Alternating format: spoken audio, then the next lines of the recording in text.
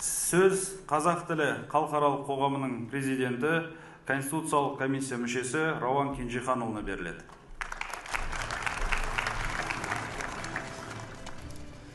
Ардақты ағайын, құрметті отандастар, жаңа конституция тәуелсіздіктің 35 жылдық тәжірибесінен, қоғамның сұранысынан, қазіргі әлемдегі жағдай мен болашақтың мүддесінен туындаған тарихи қажеттілік. Осындағы болашақтың мүддесі білім мен зияткерлікке арқа сүйейтін жаңа экономика, оны алға сүйрейтін қабілетті де білікті жаңа ұрпаққа жол ашумен байланысты болса керек. Қазақ ерекше қабілетті халық. Ол қабілетке білім қосылса, алынбас қамал, бағынбас биік жоқ. Қабілет пен білімнің, яғни жер байлығы емес, адами байлықтың салмағы молая түсетін заман енді туып келеді.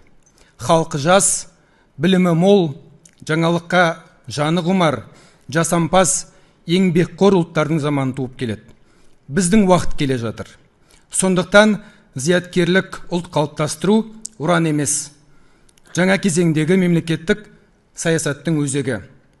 Әр баланың сапалы білім алуға тең мүмкіндігі, әр жастың ғылыммен айланысуға жеткілікті жағдайы, әр кәсіпкердің инновация енгізуге еркіндігі конституциялық деңгейде қорғалатын құндылыққа айналмақ. Бұл ұрпағына қамқор кемелденген қоғамның көз сүйсінер амалы.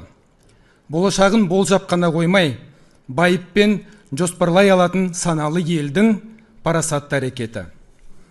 Бұдан бөлек, қазақ тілі қоғамы мен тіл жанашырларының ұсыныстарының еленіп, ана тіліміздің мәртебесін өсіретін жаңалықтардың енгізілгендігін атамасқа болмайды. Біз тарихи тағдыр қатарластырған тілдерді құрметтейміз. Алайда, қазақ тілінің мемлекеттік тұғырдағы теңдессіз мәртебесі анық айқындалу керек еді. Сол ойымыз орындалды. Ендігі біздің болашағымыз қазақтың тілінде, сол тілде дамитын ғылым мен білімде. Құрметті ағайын, жаңа конституция біздің ортақ келісіміміз, болашақ ұрпаққа қалдыратын аманатымыз. Біз бүгін үшін емес, ертеңгі зияткерлік күші мол, бәсекеге қабілетті, білімді Қазақстан үшін шешім қабылдадық. Жаңа конституция еліміздің қуатты ертеңіне берік тұғыр болғай. Назарларыңызға рахмет. Рахмет, Рауан Кенжеханұлы.